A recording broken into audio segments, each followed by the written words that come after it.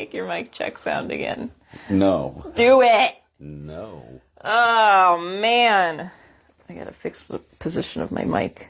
It's in my hip Fix the crease. position of your mic. It's in my hip crease. I have a confession to make. Okay, I put the shirt on, and it's so wrinkly. I don't really care because I love it, so I guess it's not really a confession. It's not very juicy. Yeah, everybody can see how wrinkly it is. I went into the candy jar, and I had a piece of candy, and I'm sorry. You And my shirt's wrinkled. into the owl? Yeah. I went into the owl, the candy owl. There's nothing in it. Because we don't eat candy here at Ordinary Pioneer. Candy's evil. What do you think of my banana cup? I've asked everybody over the weekend, You've and they asked all me agreed a it was the million best times. cup ever. Let me hold this up. I said it's a cup with bananas. Look. It's a cup with bananas. Yeah. I love bananas.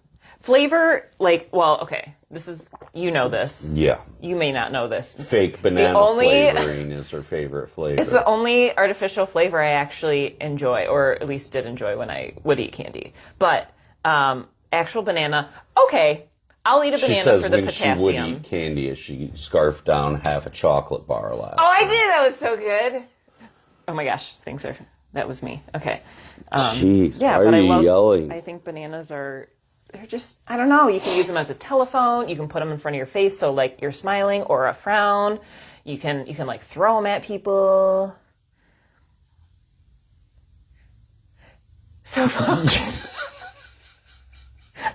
Anyway. Please have grace with us as we did not record last week. We were still catching up from the Peace Fest and somebody got sick. And so we're back talking about freeing ourselves, specifically on conscious communication, utilizing language. Hey, buddy. To connect with the frequency we want to manifest, embody, experience. And we don't think about this, I don't think, enough. And I think this is a huge key in our well-being.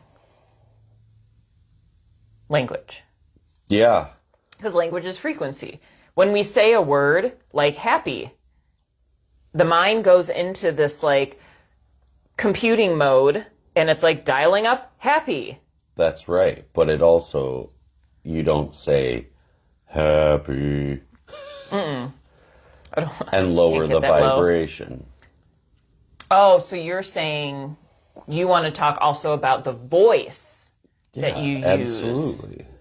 Well, and then, context comes from all things. Yeah.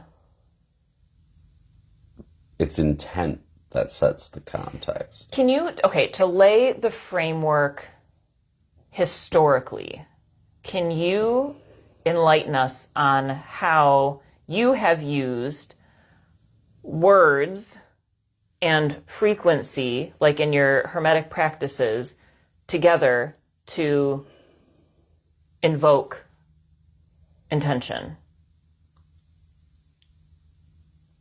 Well, a lot of that has to do with vibration. Like, you're not just saying a word, you're vibrating a word. Yeah. Also, it's in another language, so that's difficult to explain to an audience. Well, okay, so take like the Kabbalah cross, and that's like, so you've taught me when I do the cross, I don't just say Ata Malku. So, but to actually vocalize. But you could also say, unto thee the power, the kingdom, and the glory. Yes. So what is the significance of using specific vocal vibration with the actual words that we say? It sets the resonance. Okay. Yeah. Which does what? Just give us it more opens up, I guess it opens up the energy of what your intention is. It's not just a word, it's sound. Mm-hmm. It's sound itself, it's vibration, it's the part of existence that we don't see. Mm-hmm. And it creates that vibrationary pattern for what we're communicating. There are specific frequencies to dialects and languages that are closer to it's like English and Germanic languages in general are far removed from the vibrational patterns of the universe, whereas Hebrew or Arabic languages like that are more baseline. Even Chinese and Japanese, even though they're striking the vibration in a different way. And I'm gonna dumb this down for myself, or make it, I guess, maybe there I go, using the language. I'm gonna simplify this. There it is. There's a prime example. I'm gonna simplify this with when somebody says, I love you. Like, this is a classic thing that I do, and sometimes I do it jokingly, but okay, love you, bye. You know, like that, like it's all one word together. But we're not pausing to, like, there's other times when we can say I love you and it's I love you. Yeah, You- there's a you can huge difference between feel the way you're communicating that. the connection and the voice itself make it like I love you, bye, you know, versus like the deep, like I love you. This is foundational to my being able to connect with you and experience this with you. So, and I do think, this isn't my own idea just now, but the English language is very simplistic, and it's cut and dry. It's mechanical. It's medical. It's getting to the quickest route possible. Versus, I remember learning about somebody taught me this about Sanskrit. Like, there's, I don't know how many names for the word tree or the word love. You know, I mean, it's tuning into the vibration. Like, I can say Paul, but also that's you. But depending on how this is in the moment, like I could be like, oh, Paul, or I could be like, oh, Paul, or oh, Paul, you know, like it. So it, like, the vibration can change, and they can have, but it's one word that can describe many different levels of that one thing. This is going to be off topic, but Okay, the English language also, if you look at it from the context of looking back at it from the future, also has thousands of words for tree. Oak, ash, pine. Yeah. So relationally, so I guess I'm speaking more relationally with a tree. Like, a tree to a lumberjack would mean something different than a tree to somebody looking for shelter. Right. Well, but in those change-ups, either the directional naming or the general term for things, that's where we get lost in old language. That's where translation becomes incredibly difficult, and we get situations where we have religious texts that tell us something that that was not the intention of the original author. Yeah. So will you bring up the word that you brought up yesterday, which kind of led into this topic? The word awful. Yeah. Awful. It's absolutely awful, right? But the word means to be full of awe. Which can be completely positive. Right. Yes, I am in awe. But we have to say it that way, not in modern language. I am in awe of that. Yes. I am in awe of you.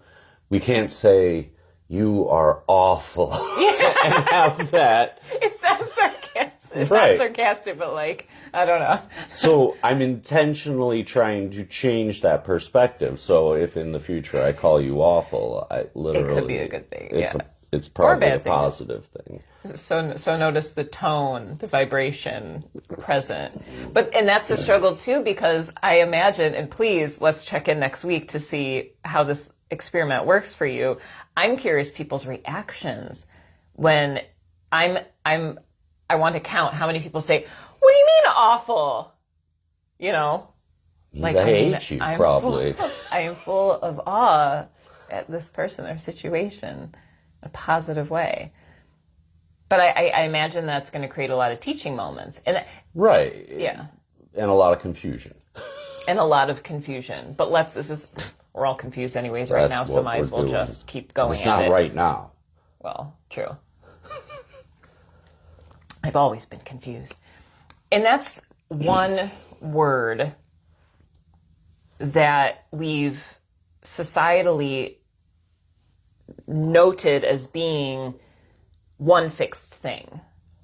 And I think this is with no relation to its original intent. right. And that's how language develops, right? And that's how words are formed. The language that we use today is not the language we probably used 100 years ago. I think a lot of words were lost, or like I'll say, oh, my Lanta or something. And people are like, who, you like an 80-year-old? Like, no, I love. No, but that's like that's a colloquial phrase. Yeah.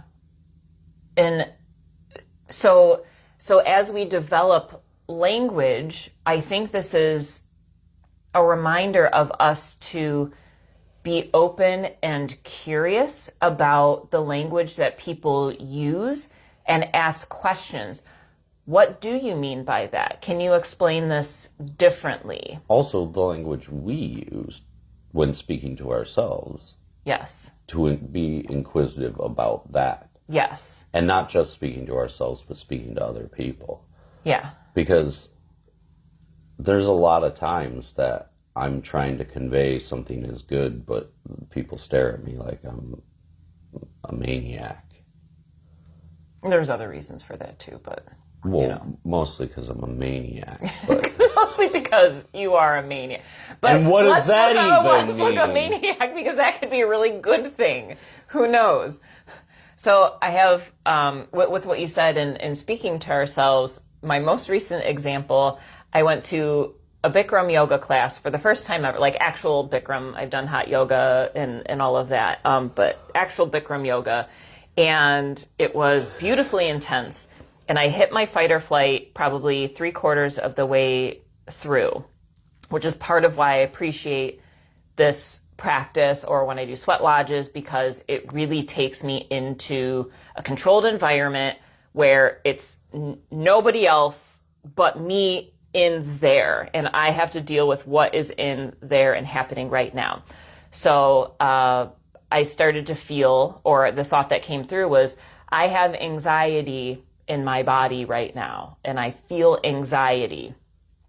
And then I went into the language of, what is anxiety? I'm fixing an unknown vibration as something negative that is dangerous or uncomfortable. And so instead, I described the sensation to myself, and I used different language that I've done before. When I would describe anxiety, I would describe it as like electricity going in my body, which felt negative. Like, ugh, that doesn't feel good. And so I thought, it feels like rushing water in my solar plexus.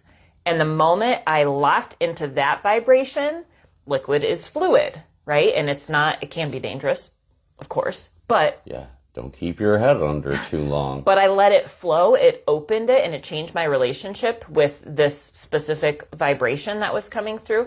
And this watery sensation went from my solar plexus, shot up my heart into my throat, and I yawned, like a huge yawn, and then the sensation was released.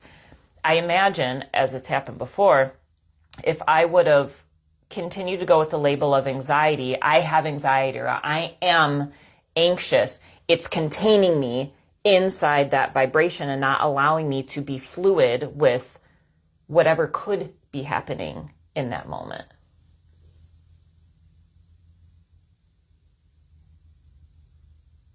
Oh, are you waiting for me to respond to that? Yeah.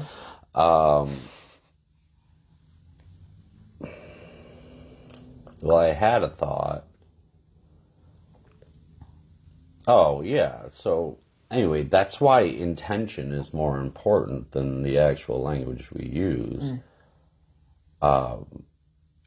when we're setting intentions to communicate with people, which we very rarely do. It's like, oh, I'm just talking to talk. When we're intentional with our communication, we have to have intent behind the words we're choosing, or not. But the intent is the most important thing. You can communicate anything using any various assortment of words combined together. And 9 times out of 10, people will understand. I mean, the mind puts it together, at least the emotion or the feeling or things like that. But what I want to point at most is the intention of it. It's like, don't be in your head going, I want this to sound this way, so it will.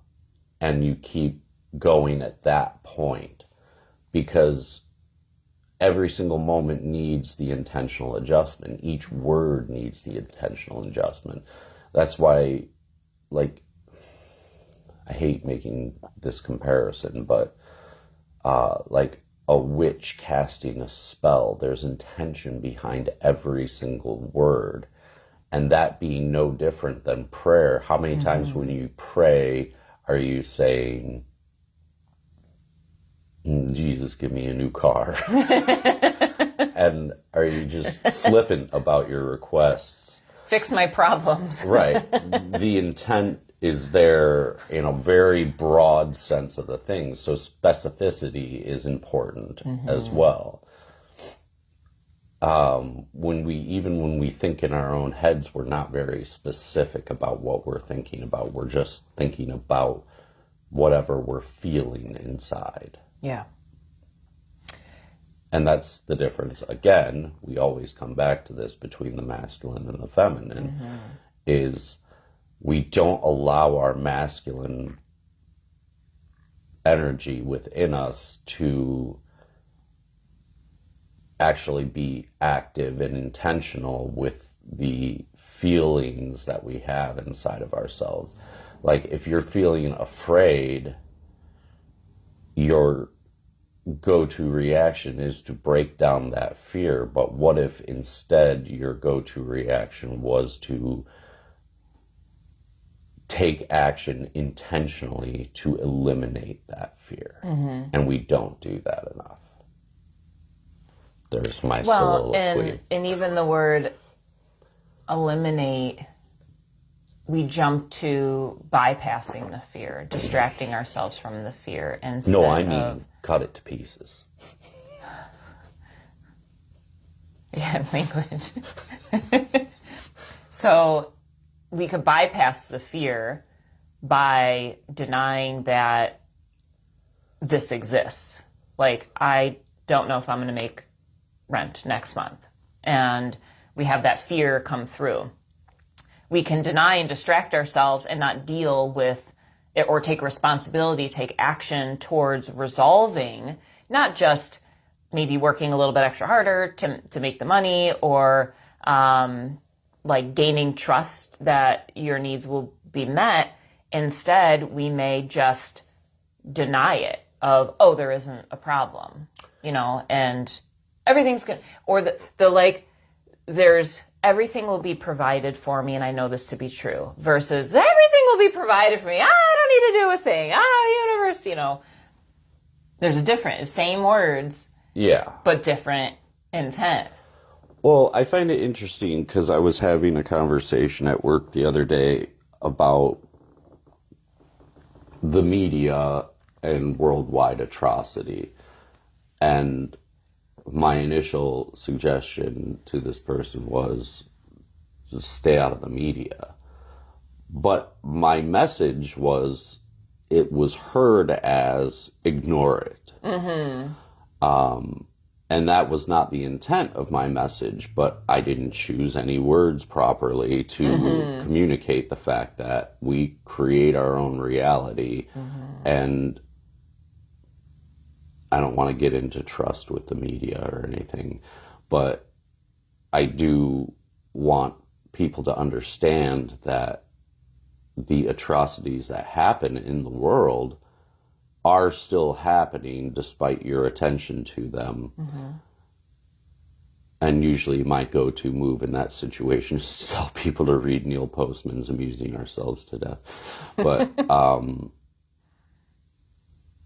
because there's nothing, no one is served by you being upset about it and then taking no action towards it, because it's almost completely impossible for you to change that situation.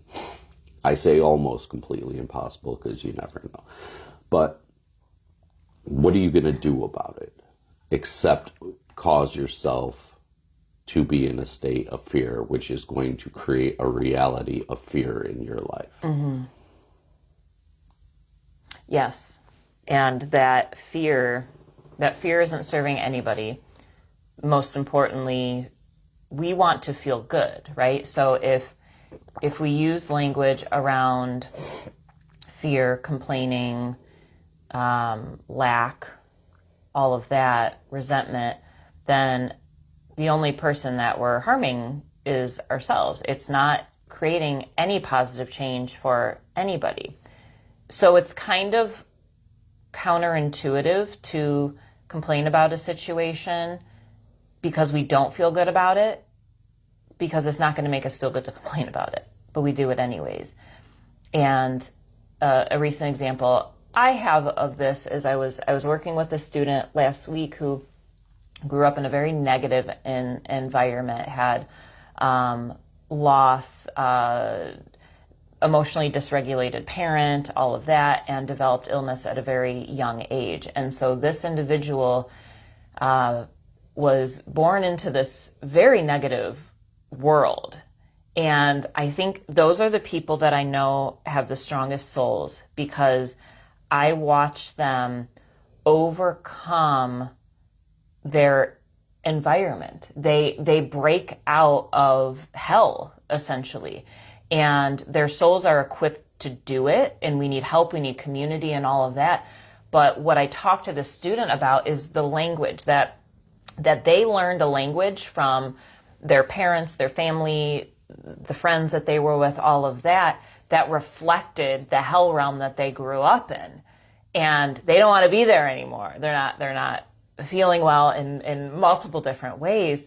And so we talked about utilizing language to reflect this world that they want to create. So it's like if we grow up in a village and there's destruction and sin and, everyone hates each other and all that, and we decide this isn't for me, I'm going to venture off. And the venturing off is that decision to find a new world, to create a new world. Now, when we create a new world, we can recreate the same world we came from because it's comfortable, but we're copying and pasting what it is that we actually ran from or got rid from, So what we can do instead is develop this new world. How do we want to live? How do we want to feel? How do we want to experience our connections with other people, with our bodies, with ourselves, with our life's work? And then consciously utilize language to reflect this new world that we are creating. Gratitude is an incredible message. And I was talking to Mark Dobby the other day, who, if you didn't know. Who? Mark Dobby. Who? Dobby. It's not his name. He fell and broke his nose. This was a couple weeks ago. If you didn't know this, he's okay. He's fine. He's always fine, which is part of the story that I'm telling you. It was hilarious when he got to the ER and the nurse was like, "What happened?" And he said, "I cut myself shaving." So, and that's something else I can go, like his sense of humor is awful to me. So see? He fell. And after the shock of everything, and nobody's around to help him, and I know he's okay with him. I'm sure if you're going to be around him, you'll hear the story too if you ask him. Nobody's around to help him. So he had this like time period of being by himself, having fallen flat on his face, and the initial like reaction of, oh my goodness, the shock, the fight or flight. And then he just said, thank you, because he knew that there was a positive reason for him falling and breaking his nose. I mean, he looked awful in a negative way when I saw him. But his spirit was awful. And when I went to see him that night to check in on him, he was laughing. The next day or 2 days later, he was singing.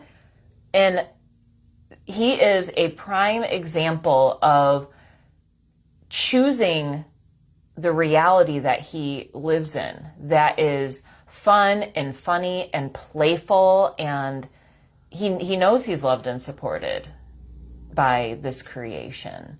And it's become effortless to him because I know that man wakes up every single day and says thank you every day.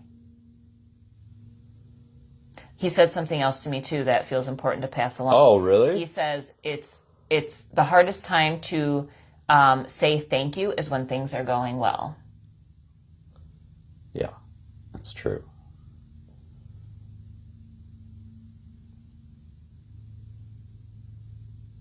Are we ending it there? That's a wrap. So. Have an awful day. See, but you can't say it. You can do whatever you want. You have such a monotone. I don't think people are going to be able to pick on. Have an awful day. Yeah, you gotta change. You gotta change the inflection of your voice in order for people to understand. So what I'm getting from this, and please comment, let us know what you're getting from all of this so we can all try to make sense of it, is to be present with the language that we use, feel the connection to the words and the intentions behind it, and not just mindlessly spew language out that we're just used to saying without connecting with the creative aspect behind it. Yeah, what she said. See how I just passed the buck?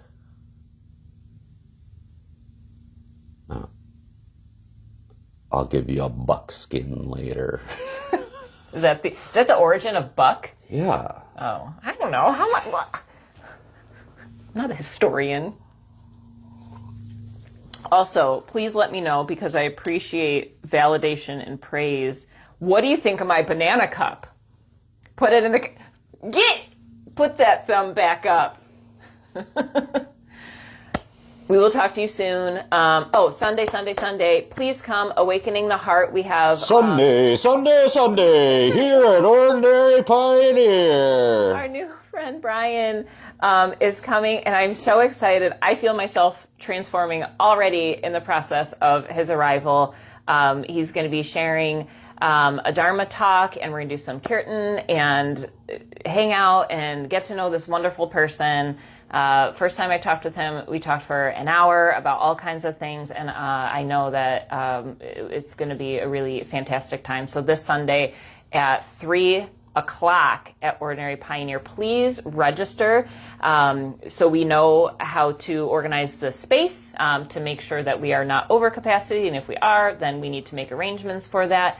There is a $30 fee, and I want to ask, the part of the request is to support his housing here. So him being a traveling monk, we want to be able to contribute to his travel, so that's where your $30 goes to. That being said, if you feel led to be here, you don't have the $30, please reach out to us, because we will make it work. Also, if you do want to contribute more to his travels, please also reach out. That would be really helpful in getting all this stuff organized for him as well. So, we hope to see you on Sunday. Also, when she says that he's going to give a Dharma talk, she does not mean that he is a scholar on obscure 90s sitcoms and is going to talk to us about Dharma and Greg. No. Not Dharma and Greg.